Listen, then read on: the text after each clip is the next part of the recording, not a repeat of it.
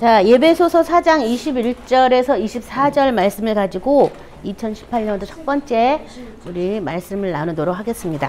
제목은 심령이 새롭게 되어, 이런 말씀으로 같이 은혜를 나누도록 하겠습니다. 말씀 보기 전에 새해 복 많이 받으십시오. 2주간을 쉬다 보니까 그렇죠? 예, 해 넘어갔지만 새해 복 많이 받으세요. 자, 21절부터 우리 같이 한 음성으로 합독합니다. 진리가 예수 안에 있는 것 같이 너희가 참으로 그에게서 듣고 또한 그 안에서 가르침을 받았을진데 너희는 유혹의 욕심을 따라 썩어져가는 구습을 따르는 옛사람을 벗어버리고 오직 너희의 심령이 새롭게 되어 하나님을 따라 의와 진리의 거룩함으로 지으심을 받은 새 사람을 입으라. 아멘. 제목을 심령이 새롭게 되어, 이런 제목으로 같이 은혜를 나누실 건데요. 여기 1절에 21절 보면 진리가 예수 안에 있는 것 같이 너희가 참으로 그에게서 듣고 또한 그 안에서 가르침을 받았을진데, 그래서 우리가 예수님에 대해서 배워야지 돼요. 근데 많은 사람들이 예수를 그냥 구주로만 알고 기도할 때 예수 이름으로 기도합니다, 아멘만 아는 거예요. 근데 여기 지금 진리가 어디 있다 그랬어요? 예수님 안에 있다. 진리는 예수님 안에 있다. 그러니까 신앙생활을 하면서도 자유롭지 못한 거 있잖아요.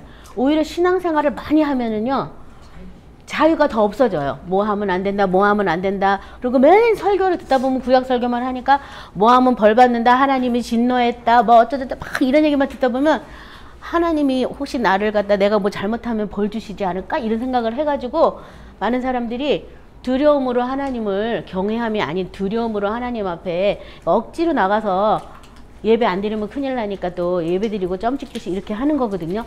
근데 진리를 몰라서 그래요. 진리가 진리를 알면 진리가 너희를 자유케 한다 그랬잖아요. 근데 그 진리로 오신 분이 바로 예수님이시니까 진리를 알려면 누구한테 가야 되냐면 예수님한테 가야 되죠. 그래서 여기 지금 진리가 예수 안에 있고 너희가 참으로 그에게 듣고 또한 그 안에서 가르침을 받았는데, 그에게서 듣고 그 안에서 가르침을 받아야 된다는 얘기잖아요. 근데 사실 이 1절부터 너무들 안 되는 거예요.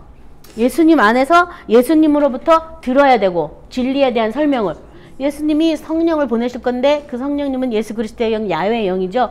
그래서 세상 끝날까지 우리와 함께 계신다고 써여 있고, 성경에서는 그의 기름 부음이 우리 안에 있다면 아무도 우리를 가르칠 필요가 없고 그 기름 부음이 우리를 가르친다고 했거든요. 그러니까 누가 여기서 저기서 배울 것이 아니라 우리가 성령 안에서 예수님에 대해서 배워야 되는 거죠. 예수님으로부터 온 진리가 뭔지 그 안에서 배우고 그 안에서 가르침을 받아라. 그죠? 듣고 가르침을 받아라, 이렇게 되어 있는데요. 먼저 듣는다는 건 진리의 말씀을 들은 것이고, 그 다음에 가르침을 받는다는 거는 말씀을 듣고 우리가 어떨 때 가르침을 받을까요? 네? 아니에요. 대부분 그렇게 생각하는 거예요. 깨달아지는 게 가르침이 아니에요. 듣는 거에 깨달아지는 것까지 포함된 거예요. 가르침을 받았다는 거는 행함이에요. 듣고 행하다 보면 가르침을 받는 거예요. 왜 이렇게 해야 되는지, 왜 이 말대로 해야 되는지, 왜 이게 하나님 말씀이 진리인지. 행하지 않으면 가르침은 없어요. 근데 많은 사람이 또 잘못하는 게 듣긴 들어요. 은혜는 받아요. 깨닫긴 깨달아요. 근데 가르침을 못 받아요. 근데 자유하게 되려면 가르침까지 받아야 된다는 거죠. 그래서 은혜를 받았어요. 아, 주님의 진리가 바로 이거였어? 그러면 그날부터 진리를 어떻게 하는 거예요? 행하는 거예요. 행하면서 부딪히는 거예요. 가르침 받는다는 건 행하면서 그것이 내 것이 되기 위한 과정이기 때문에 우리가 은혜 받아서 깨달을 것보다 행함으로 가르침을 받았을 때 폭넓은 주님의 뜻을 알게 되고, 그때 교제가 활발하게 일어나요. 왜냐하면 이게 은혜 받는 거는 하나님께 막 우리가 사모하고 구하면 일방적으로 어떤 은혜를 주는 거잖아요. 내가 원하는 맞춤형의 은혜를 받고 싶어서 그 은혜를 받을 수는 없잖아요. 그렇죠? 하나님이 주시는 은혜를 우리는 받는 거잖아요. 근데 이 가르침이라는 것은 받은 은혜에 대해서 내가 삶 속에 적용하면서 가르침을 받는 거니까 이거는 마침형 은혜라고 할 수 있는 거죠. 마침형으로 받는 거니까. 행하지 않으면 가르침을 받을 수가 없다. 그래서 이 에베소서 1장 13절은 그 안에 너희도 진리의 말씀 곧 너희 구원의 복음을 듣고 그 안에서 또한 믿어 약속의 성령으로 인치심을 받았다. 이 말을 풀이하면 그렇다는 거예요. 진리의 말씀이 곧 너희의 구원의 복음을 들은 거고, 들은 다음에 그 안에서 또한 믿는다. 그러니까 깨달았다고 해서 믿어지는 건 또 아니라는 거예요. 말씀을 깨달았다고 다 믿어지는 건 아니에요. 그냥 은혜 조금 받고 마는 거예요. 이게 믿어지는 건 가르침을 받아서 행할 때 믿어지는 거예요. 그래서 그게 참 중요한데 여기서 그 아래서 믿어 약속의 성령으로 인치심을 받았다. 그래서 성령을 뭐라고 말했냐면 지금 약속의 성령이다. 약속의 성령. 왜냐하면 약속대로 성령이 오셨거든요. 내가 몇 날 못 돼서 너에게 성령을 줄 거니까 그때까지는 너가 이 성에 유하라 이렇게 얘기하시면서 성령 세례 베풀 것을 약속하셨고 약속대로 성령이 우리에게 오셨어요. 그러니까 그 성령에 의해서 우리가 예수님 안에서 진리에 대한 소식을 듣고 그 성령 안에서 그것에 대한 가르침을 받는 거예요. 자, 여기 이 진리의 말씀에 대해서 골로새서 1장 5절은 너희를 위하여 하늘에 쌓아둔 소망으로 말미암은 것이니 곧 너희가 전에 진리의 말씀을 들은 것이라. 복음 진리의 말씀을 들은 것. 이코로 지금 뭐라고 되어 있어요? 하늘에 쌓아둔 소망 이코로 복음 진리의 말씀이다. 그러니까 우리가 복음을 다 듣긴 들어요. 구원의 복음을 다 듣긴 듣는데 자기 필요에 따라 듣는 거예요. 아픈 사람은 병 고침에 대한 구원의 복음을 듣는 거예요. 그래서 너가 병 고쳤을 때 예수님께서 구원받았다는 거, 그 병 고침에서 네가 구원받은 걸 얘기하잖아요. 어떤 사람은 뭐 배고프고 굶주렸는데 오병이어의 기적으로 배부르고 막 그러니까 또 예수님을 막 쫓아다닌 거야. 예수님만 쫓아다니면 그냥 이게 막 먹을 게 막 엄청 쏟아지고 남은 것이 막 광주리를 걷어야 될 정도니까 그 문제에서 또 구원을 받는 거예요. 근데 그런 것은 그냥 그런 문제에서 헤어나온 걸 구원이라고 한 것이지 정말 구원은 뭐가 정말 구원이겠어요? 진짜 구원은 뭐 같아요? 예? 진짜 구원은 죄사함이에요. 죄사함. 그래서 예수님께서 중풍병자가 지붕에 달아 내리셨을 때 응? 내가 그냥 이 병에서 고침받고 일어나 가라 하는 것이 더 쉬운데 일부러 내 죄가 사함받았다라고 얘기해 주잖아요. 그리고 성령이 예수님한테 죽은 자 가운데 다시 살려서 예수님이 부활해서 부활체로 나타나셨을 때 예수님이 뭐라 하냐면 숨을 내어 쉬면서 가라사대 성령 받으라 하고 네 죄든지 그대로 두면 그대로 있을 것이요 네 죄든지 사하면 사하여 줄 것이라고. 죄를 사하는 권세를 우리한테 뭐 했냐면 위임한 거예요. 근데 내가 죄 사함 받은 결과가 뭔지 모르고 나부터 죄에 헤매고 사니까 다른 사람의 죄 절대 사해 주지 않아요. 나도 사함 못 받은 걸. 그러니까 구원이라는 게 결국은 죄사함을 받아서 그의 사랑의 나라에 옮겨진 거다. 골로새서를 이렇게 표현하고 있거든요. 그러니까 하나님이 우리에게 주시는 구원은 죄사함에 대한 구원이에요. 죄가 완전히 사해졌어. 없어졌어. 그 얘기는 과거의 죄, 미래의 죄까지 다 용서받는 그런 의미가 아니라 죄질 생각도 안 나 이제. 사함받았다는 거. 죄하고 나하고 아무 상관이 없어진 것처럼 깨끗해지고 없어진 걸 얘기하는 거거든요. 인간이기 때문에 또 죄짓고 이게 아니에요. 그게 구원이 아니에요.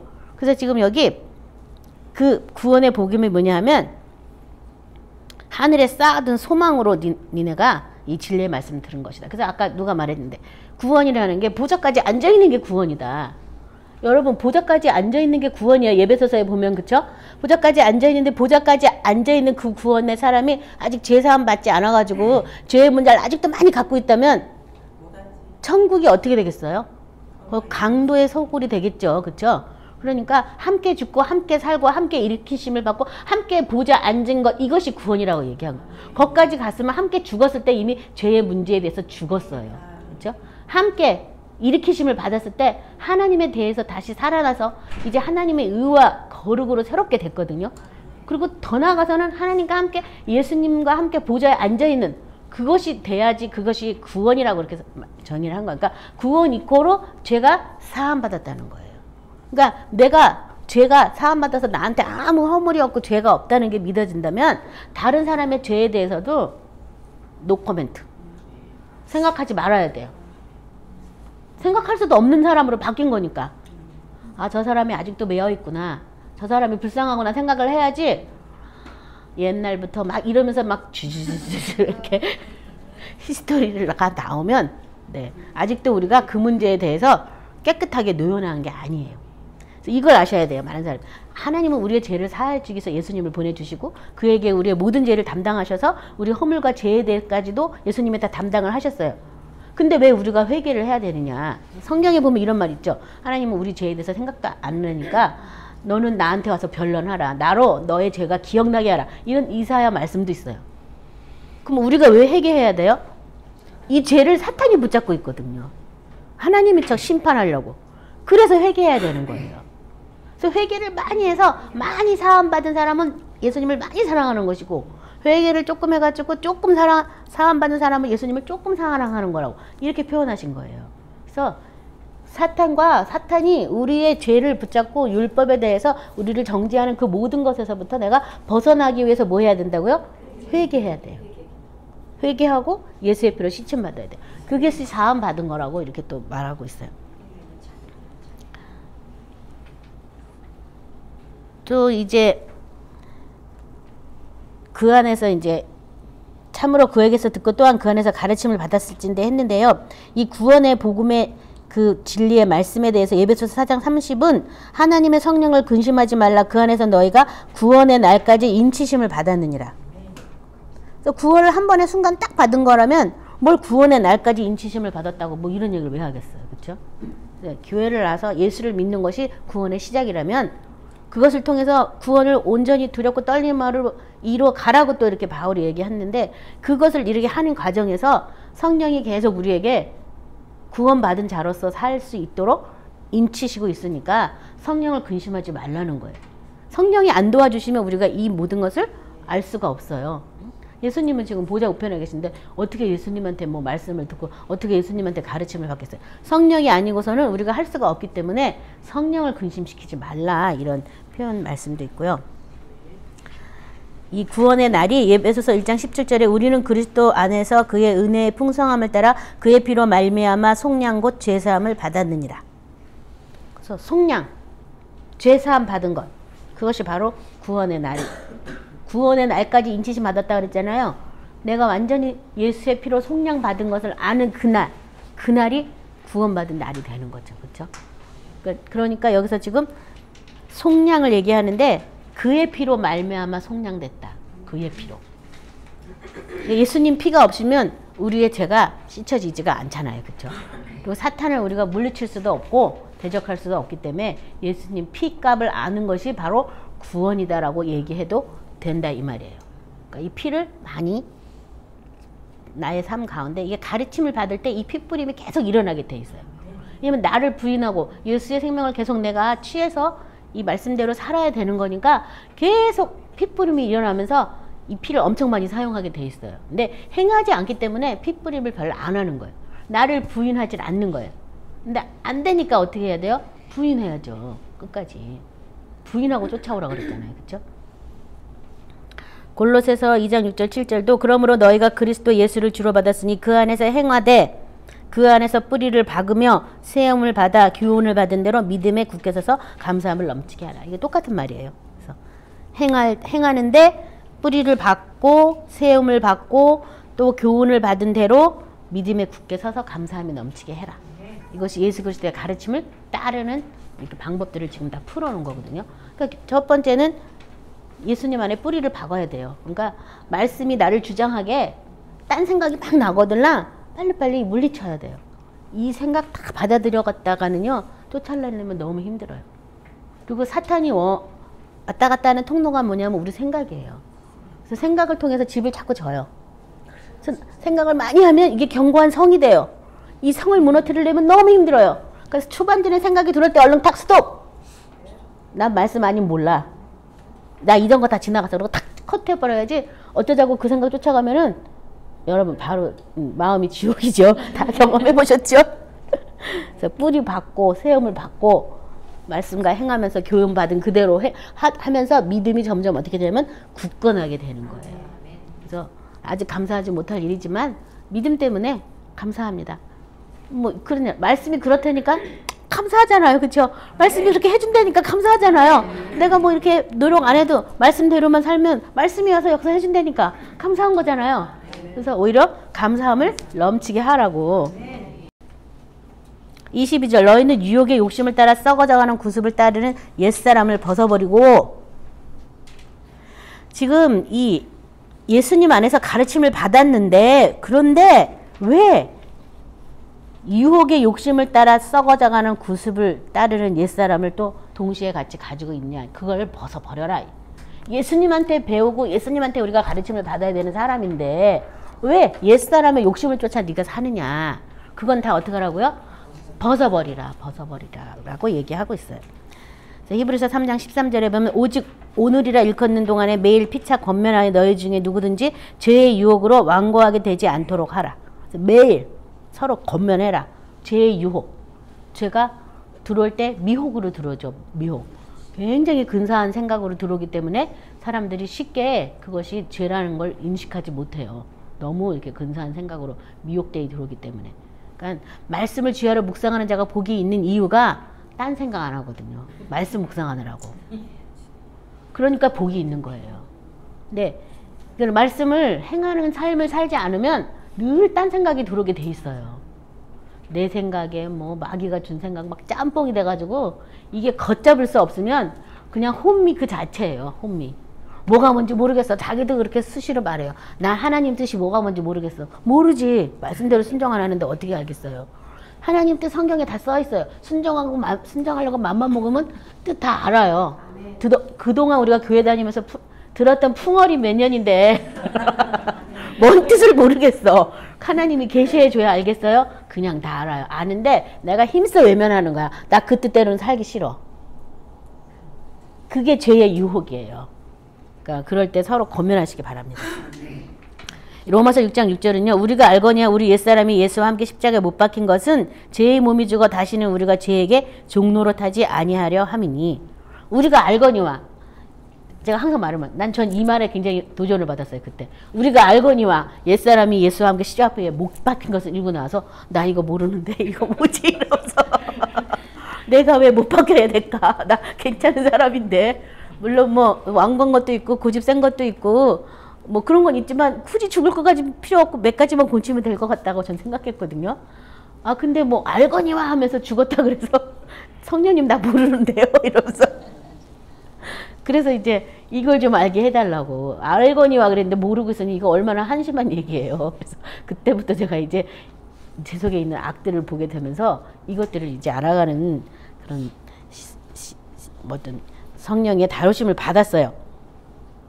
여기 보면 옛사람이 예수와 함께 십자가에 못 박힌 것은 죄의 몸이 죽어 다시는 우리가 죄에게 종노릇 하지 아니하려 함이라. 이 몸 자체가요 죄예요. 몸 자체. 이 몸을 입고 온 자체가 죄예요. 그래서 죄에 있는 육신을 입고 예수님이 오셨다라고. 난 죄 하나도 안 졌는데 아니야. 이 몸을 갖고 태어난 게 죄예요. 사탄한테 이 몸이 넘겨줬기 때문에 이 몸 자체 갖고 난 게 죄거든요. 근데 이 죄의 몸을 우리가 어떻게 하겠어. 우리 힘으로도 안 돼. 예수님이 와서 어떻게 할래도 안 돼. 그러니까 예수님이 본을 보이신 거야. 나처럼 내가 못 박아 죽을 때 너도 죽었다고 믿어라. 너도 죽었다. 이 죄의 문제는 죽지 않고는 해결되질 않아요. 나를 부인하지 않고는 될 수가 없어요. 죽었다고 여러분 고백하셔야 돼요. 뭘 끝까지 이렇게 싸우느라고 힘들어요. 그냥 죽었다고 하세요. 목사님. 죽었다고 그냥 하세요. 그러니까 또 살리지 말고 나 죽었어. 근데 그게 그렇게 끈질기더라고요. 그렇죠. 끈질기죠. 계속 말씀이 와도 네, 맞아요. 오랫동안 우리가 옛 생명에 매여 살았는데 이게 뭐 하루아침에 되진 않아요. 그렇지만 그래도 날마다 그럴 때마다 나 죽었다고 하면서 주님은 왜 안 죽었을까요? 또 막 기도하면서. 근데 이걸 아셔야 돼요. 나도 죄에 대해서 죽었지만 나를 죽이고 헤아려 했던 사탄도 내가 죽을 때 같이 죽어요. 이게 중요해요. 그걸 믿으셔야 돼요. 또 나만 죽어갖고는 또 열심히 영적 전투해야 되거든요. 그러니까 내가 죽을 때 사탄도 같이 죽었기 때문에 사탄이 나의 새 생명에 대해서는 방해를 못해. 이걸 믿어야 돼요. 근데 이걸 안 믿고 나만 계속 죽으려고 하니까 우리 너무 힘든 거예요. 근데 그러니까 죽지 않고는 이게 해결이 안 되는 거야. 그래서 예수님이 발자취를 우리보다 쫓아오라 그래서 예수님이 못 박아 죽은 것처럼 너도 못 박아 죽은 걸 믿으라는 거예요. 그러니까 조금은 내가 못 박아 죽어야 될 부분들이 다 있는 거예요. 아킬레스 건이 다 있어요. 그래야 죽어야 새 생명이 능력이 뭔지 그때부터 알거든요. 아니면 아니고도 새 생명 아무리 보줘봐야 이 속에서 막 섞여가지고 또 뭐가 뭔지 몰라요. 그러니까 죽고 씻혀져야 거기다 응? 새로운 게 들어오면 깨끗해져요. 우리가 유리병에 포도주스를 담아놨어요. 근데 이 포도주스가 썩었어요. 그러면 이 포도주스를 날마다 따르고 새 포도주스 맨날 넣어봐도 썩은 거잖아 계속. 그쵸? 거기다 새로운 포도주를 담으려면 어떻게 해야 돼요? 이걸 다 갖다 쏟아 버리고 컵을 씻어야지. 컵을 씻고 새 걸 담아야 새 것이 되는 거잖아요. 마찬가지. 이 몸이 예수님과 함께 죽었다고 해서 끝나는 게 아니라 죽고 씻혀야 돼요. 깨끗하게 다 씻음 받아서 중생의 쓰심이란 이런 구절이 있는데 몸을 씻혀야 돼요. 그래서 우리 보혈 찬송할 때마다 맨날 나의 죄를 씻기는 예수의 피밖에 없다. 씻으셔야 돼요. 죄로 인해서 오염된 자국이 세포까지도 다 기억을 한다니까요. 그래서 이렇게 손 자른 사람, 발 자른 사람 손이 없는데도 손 가렵다, 아프다 막 이래요. 왜냐하면 뇌세포가 이걸 다 기억하고 있거든요. 그 부분에 대해서 어떻게 해야 돼요? 뇌세포에게 명령해서 없어졌다고 말해줘야 되는 것처럼 이게 다 씻혀졌다, 씻혀졌다, 씻혀졌다. 나 이런 거 생각도 못할 뿐더러 이미 씻혀졌어, 씻혀졌어. 예수 피로 씻혀달라고 기도를 하셔야 돼요. 그래야 죄에게 종노릇하지 않아요. 죽었는데 어떻게 종노릇하겠어, 그렇죠? 골로새서 3장 8, 9절은 이제는 너희가 이 모든 것을 벗어버리라. 곧 분함과 노여움과 악의와 비방과 너희 입에 부끄러운 말이라. 너희가 서로 거짓말을 하지 말라. 옛사람과 그 행위를 벗어버리고. 그래서 새 생명이 아닌 옛사람으로 하는 말들이 다 뭐예요? 거짓말. 거짓말이에요. 거짓말. 거짓의 영. 사탄이 거짓의 영이죠. 거짓의 압이라고 그러죠. 히브리서 12장 1절. 이러므로 우리가 구름같이 둘러싼 허다한 증인들이 있으니 모든 무거움과 얽매이기 쉬운 죄를 벗어버리고 인내로써 우리 앞에 당한 경주를 하며. 무거움과 얽매이기 쉬운 죄를 어떻게 하라고요? 벗어버려라. 벗어버려. 예수님이 죽을 때 나도 같이 죽었다고 하면서 벗어버리라는 거예요. 죄에 대한 유혹이 올 때도 이미 죽었다 하면서 벗어버리라는 거예요. 우리가 그거 씨름한다고 못 이겨요. 이길 수가 없어요. 그런데 우리에게 구름같이 둘러싼 허다한 증인들이 있는 것을 생각하면서 너는 벗어버리고 인내로 경주하라는 거예요. 이미 많은 사람들이 나 혼자만 이렇게 예수 믿는 게 힘들고 나 혼자만 이렇게 시달리는 것 같은 게 아니라 많은 사람이 이 선한 생명으로 가기 위해서 많은 경주를 하고 그 사람들도 그냥 얽매이기 힘든 그런 것들을 벗어버리느라고 많이 노력했거든요. 그 많은 사람들이 지금 우리를 보고 있어요. 그러니까 힘내고 분발해가지고 그 많은 사람이 이제 한 거야? 저는 항상 그렇게 생각해요. 그 많은 사람이 이겼으면 나도 이기는 거지 뭐. 누가 증인이 뭐가 필요해? 경주장에 가득 하늘나라 경주장에 가득 그 사람들이 가 있는데 나도 그럼 무조건 이기는 거야. 뭐 이러면서 저 자신을 이렇게 북돋아주죠. 지칠 때 힘들 때 그 많은 사람들이 지금 나한테 박수갈채 치고 있을 거야. 조금만 더 힘내라고. 그래 조금 더 인내하자 이러면서 참고 갑니다. 여러분도 그렇게 하셔야지 돼요. 그래서 이 사람으로 성령을 받고 맺는 첫 번째 열매는 인내예요. 인내. 그래서 믿음의 기본은 인내예요. 사랑이랑 화평은 하나님이 주신 거라면 인내는 우리가 맺어야 돼요. 그래서 끝까지 하나님 말씀이 이루어질 것을 믿고 기대하고 계속 경주를 하시기 바랍니다.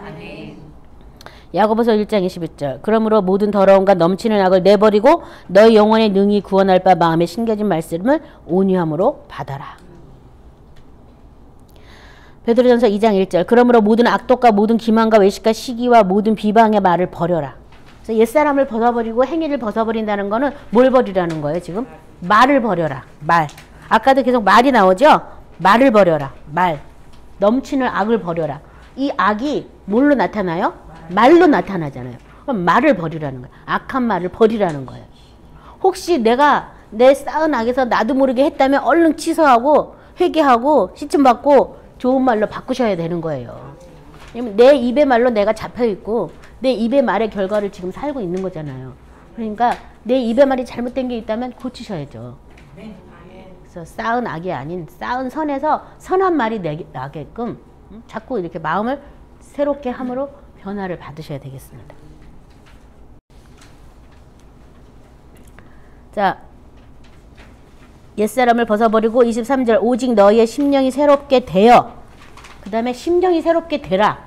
오직 너희 심령이 새롭게 옛사람을 벗어버리고 뭐가 새롭게 되라고요? 심령. 심령이 뭐예요? 마음의 안에 있는 영. 이게 심령이에요. 그러니까 심령이라 하면 마음 플러스 영. 그렇죠? 자, 그러면 영이 뭐예요? 영. 말씀이잖아. 내가 너에게 이른 말이 바로 영이고 생명이라고. 말씀이잖아. 그렇다면 심령이 새롭게 되라는 것은 말씀으로 마음을 새롭게 해라 이거잖아. 말씀으로 마음을 새롭게 해라 이 말이죠. 그래서 로마서 12장 2절 우리 같이 합독합니다. 너희는 이 세대를 본받지 말고 오직 마음을 새롭게 함으로 변화를 받아 하나님이 선하시고 기뻐하시고 온전하신 뜻이 무엇인지 분별하도록 하라. 그래서 마음을 새롭게 함으로 뭘 하라고요? 변화를 받아서 마음이 새롭게 되는 게 아니에요. 많은 사람들이 이게 사탄이 거짓말을 하니까 내가 계속 변화를 받아서 마음이 새롭게 되는 줄을 알고 있어요. 근데 그게 아니다. 마음이 먼저 변화를 받아서 그 다음에 새롭게 되는 일이 나타나는 거예요. 그러니까 마음에 아까 뿌리를 박으라 그랬잖아요. 진리로 뿌리를 먼저 박으라. 마음에 먼저 말씀이 새겨져서 그 말씀으로 내가 변화를 받는 거예요. 그 다음부터 행하면서. 근데 말씀도 붙잡지도 않아. 말씀으로 뿌리를 박지도 않아. 그럼 무슨 변화를 받겠어요? 가르침도 못 받는데 변화 못 받는 거예요. 그래서 씨 뿌리는 비유가 그렇게 중요한 거예요. 이 비유를 모르면 다른 어떤 비유도 못 푼다는 게 그래서 그런 거예요. 말씀을 계속 내 마음에 뿌리 내릴 때까지 내가 어떻게 되냐면 붙잡고 품고 있는 역할을 해야 돼요. 이게 자꾸 잊어버려. 어떤 사람이 그런 말 하면 나 자꾸 말씀을 잊어버린다고. 그러면 안 잊어버리는 뭔 방법을 동원해야 될 거 아니에요. 그렇죠? 붙여놓든지 막 써놓든지 핸드폰 화면 탁 키면 나오든지 뭔가 안 잊어버리는 방법을 자기가 강구해야지. 잊어버려서 못한다는 건 핑계잖아요. 다들 잊어서 못하지만 안 잊어버리고 하는 사람도 있잖아. 그럼 어떡할 건데? 안 잊어버리고 하는 사람 있어? 그럼 나도 해야지. 이렇게 나가야지. 뭐 잊어버린 걸 뭐 핑계라고 대면서 그러시더라고. 네, 그래서 저는 물어보니까 말씀을 가까이 하고 하면 된다 그래가지고 막 붙여놓고 막 이렇게 했는데요. 훈련이죠, 훈련. 안 잊어버리려고 노력하는 거죠. 말씀이 내 마음에 새겨질 때까지 내가 그 말씀을 붙잡고 있도록 내가 노력을 해야죠. 근데 그런 건 안 하고 계속 설계만 들어. 설계만 뭐 여기저기서 많이 들어. 마음에 아무 열매도 없어. 지금 뿌리도 안 내렸는데 말씀만 무척 많이 들어가지고 마음은 계속 새롭게 변화를 못 받는 거예요. 그렇게 되지가 않아요. 그래서 먼저 마음을 내가 새롭게 하는 거야. 아, 이거였어? 그러면 오늘부터 이 말씀으로 내가 끝까지 내가 경주를 하리라.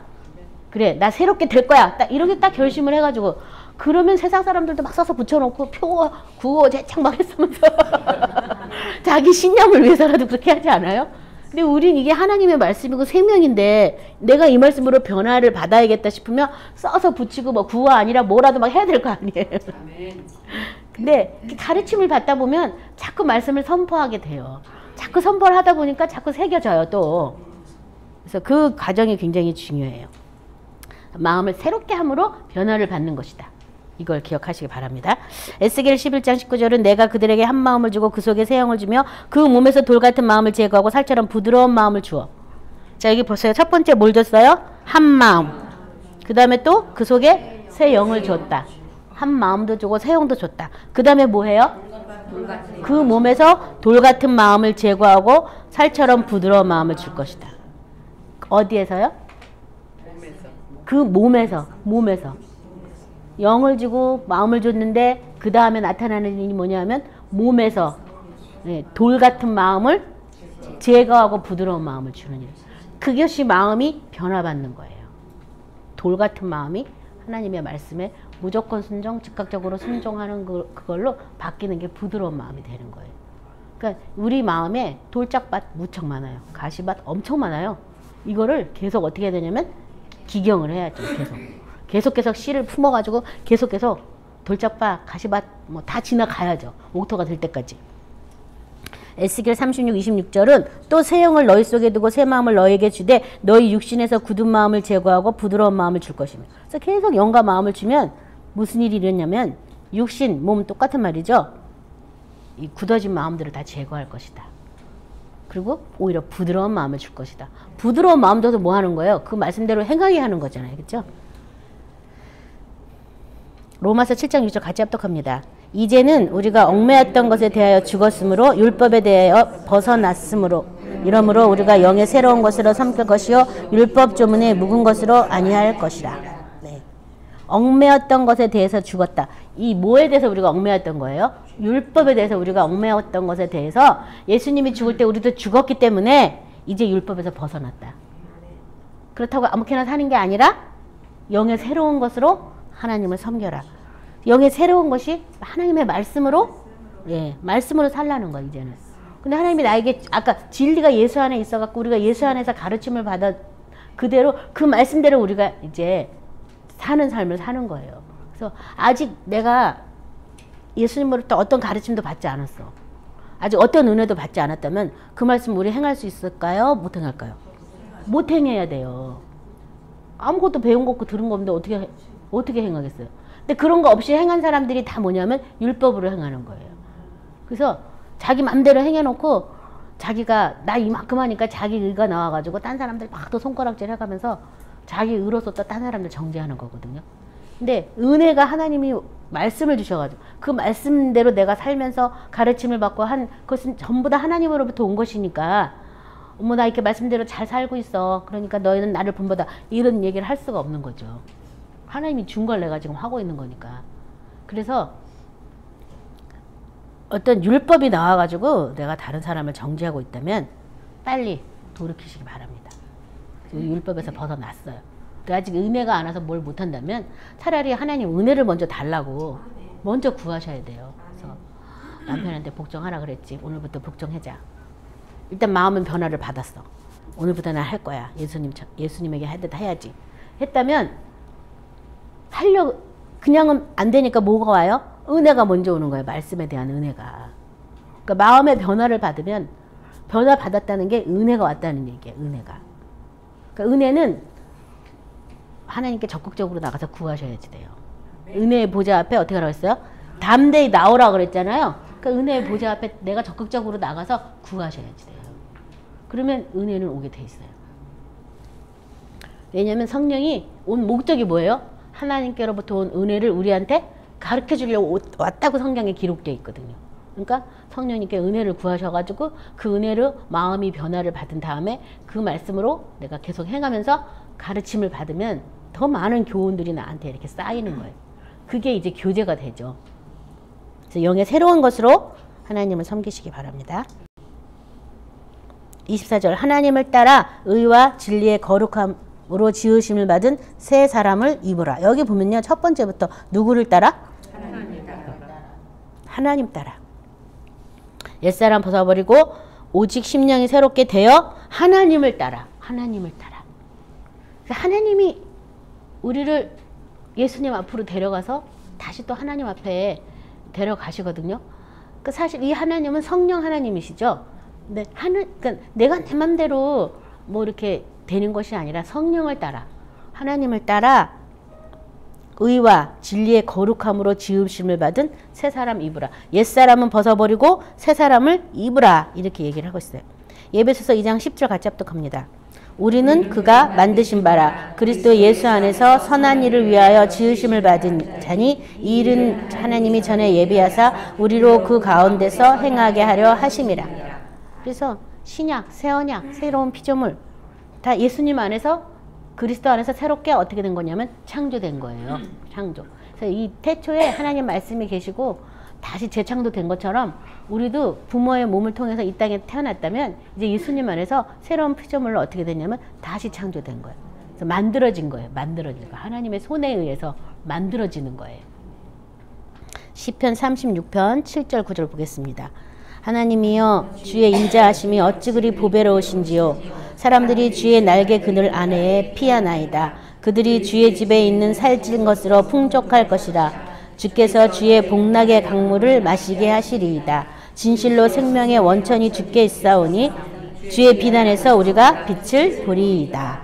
그래서 생명의 원천이 누구한테 있냐면 예수님께 있어요. 근데 여기 주께라 그랬지만 더 엄밀하게 계시록으로 가면 어린 양한테 있어요. 생명의 원천이.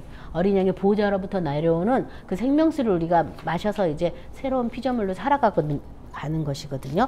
그래서 이게 보좌에서부터 오는 거니까 여기 지금 주의 집에 있는 살찐 것으로 풍족하다. 주의 복락의 강물을 마실 것이다. 이렇게 표현하고 있습니다.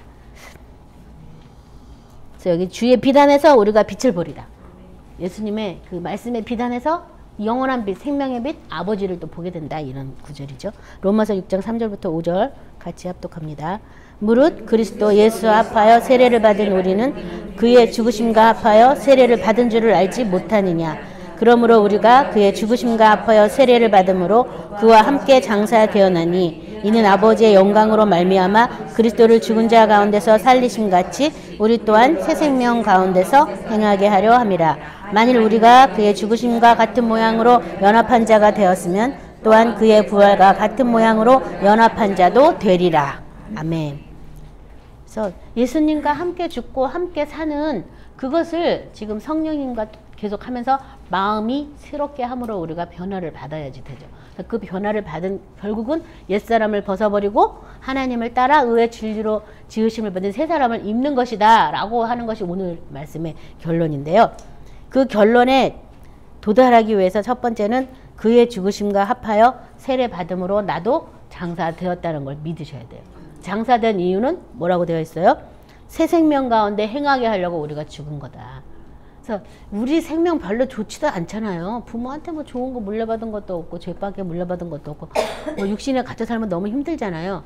근데 더 나은 생명, 하나님 아버지 안에 있는 영원한 생명을 우리가 받는 건데 그 생명에 그 우리 찬송할 때 영생을 맛보며 주 안에 살리라 이렇게 써있는데 맛을 안 봐가지고 맛을 안 봤으니까 이 옛 생명을 죽이는 게 그렇게 싫은 거예요. 그리고 사탄이 내가 죽는다고 선포할 때마다 자기가 더 이상은 있을 수가 없으니까 못 죽게 하니라고 아주 온갖 방법을 다 동원해가지고 사람들을 다 동원해가지고 날 살려놓으려고 얼마나 이제 별 방법을 다 쓰는지 몰라요.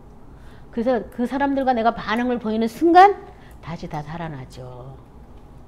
그래서 이게 천국의 백성으로 하늘나라의 시민권을 가지고 하나님의 생명 안에 살아가는 것이 사탄이 지금 막고 있어요. 못하게 하려고. 그러니까 어떤 영적 전투 필수 과목에 꼭 하셔야 돼요. 꼭 하셔야 되고요. 예수님의 생명 안에 거하려는 그런 어떤 이 말씀으로 새롭게 돼서 어찌됐든 그 생명을 향해서 끊임없이 나가셔야 됩니다. 그래서 2018년이 됐는데요. 예수님과 같이 죽은 거 계속 아셔야 되겠어요. 더 나가서 새 생명으로 사는 것이 여기 보면 이는 아버지의 영광으로 말미암아 그리스도를 죽은 자 가운데서 살리신과 같이 우리 또한 새 생명 가운데 행하는 건데 이 새 생명 가운데 행한다는 것은 아버지의 영광 가운데 산다 이 말하고도 똑같은 말이에요. 영광의 능력으로 사는 거하고 똑같아요. 새 생명이요. 그래서 여기 지금 만일 우리가 그의 죽으심과 같은 모양으로 연합한 자가 되었으면 그의 부활과 같은 모양으로 연합한 자가 되리라. 죽는 것도 내 맘대로 죽었다 해서 되는 게 아니라 그의 죽으심과 같은 모양으로 연합해야 된다. 그의 죽으심과 같은 모양으로. 그래서 예수님이 죄의 잔을 다 마시고 남의 죄에 대해서 일절 묻지 않고 오직 하나님 말씀에 순종하기 위해서 죽었어요. 너 죽으러 가라. 그래서 죽으러 왔어요. 그래서 그냥 어떤 뭐 사람들이 나를 어떻게 보면 어떡하지? 응? 나를 우습게 보면 어떡하지? 별 생각을 다 하고 그렇게 안 했어요. 그냥 하나님 말씀에만 오조에 복종하기 위해서 십자가에 못 박아 죽은 것처럼 우리도 그렇게 죽어야 돼요. 근데 저도 만약에 그 죽는 과정을 뭐 지금도 아직도 안 죽은 부분이 있어 하고 있지만은 가정 중에 이렇게 이런 생각도 들어요. 내가 죽으면 저 사람들 되게 편할 텐데 이러면서 저 사람들은 뭔 복이야 막 이런 생각이 들어요. 그래서 괜히 내가 죽는 게 미련한 것 같고 바보 되는 것 같고 괜히 내가 세상에서 나의 권리를 안 찾고 맨날 뭐 하려면 다 하고 막 이렇게 나만 희생해야 되나 막 이런 생각이 들면서 그게 그렇게 하기 싫더라고요. 오히려 더 자유하고 행복한 건데 그게 그렇게 힘들어요. 사탄이 와가지고 자꾸 들쑤셔 놓으면은 그렇게 생명을 죽으려는데 그렇게. 그래서 여러분도 그 과정을 다 갈 거예요. 저도 저를 장사하느라고 꺼이꺼이 울었어요. 너무 힘들어가지고 나 쓸만한데 내가 죽어야 된다니까 주님 죽긴 죽는데 나 너무 불쌍합니다 이러면서 내가 막 장사 질래니까 너무 슬픈 거예요. 막 그래가지고 한 반나절 내가 주님 저를 위해서 왜 있잖아요. 그 입다 장군 딸이 응? 죽으러 들어가기 전에 3일만 자기 애통하는 시간 가진 것처럼 그런 시간이 필요하더라고요. 그래서 저도 막 울고 오전 내내 울고 저를 장사 지냅니다. 이제 하면서 계속 울었거든요. 그런 시점이 와요. 나의 것을 다 내려놓고 포기하고 내려놓을 정도가 아니지. 나를 부인하고 죽었다 하고 이제 말씀으로만 살래니까 더 좋은 생명이 오는데도 불구하고 이 생명으로 너무 오래 찌들어 살다 보니까 왠지 미련이 남아가지고 힘들더라고요. 아무튼 이 죽는 모양도 같은 모양으로 죽고 그 다음에 그런 사람이 부활도 같은 모양으로 된다라고 되어 있어요. 그래서 예수님이 죽을 때 나도 같이 죽었다니까 주님 난 죽었는데 왜 지금 안 죽고 이렇게 오작동이 납니까? 이거 뭡니까? 이러면서 물어봐야 되잖아요. 주님은 예수님 안에서 우리를 죽은 자로 여기고 하나님 안에서 우리를 산 자로 여기고 계신데 나는 어쩌자고 세상에 대해서는 산 자고 하나님께서 죽은 자로 사냐고 이러면서 여러분 성경 말씀 가지고 물어봐야 답이 빨리 와요. 그래서 자꾸 해서 마음을 새롭게 하시기 바랍니다. 우리는 그리스도 안에서 새로운 피조물이에요. 아버지의 영원한 생명이 우리 안에 이미 와 있습니다. 그걸로 새롭게 변화 받으시기 바랍니다. 자, 오늘 말씀 생각하면서 다 같이 기도하겠습니다.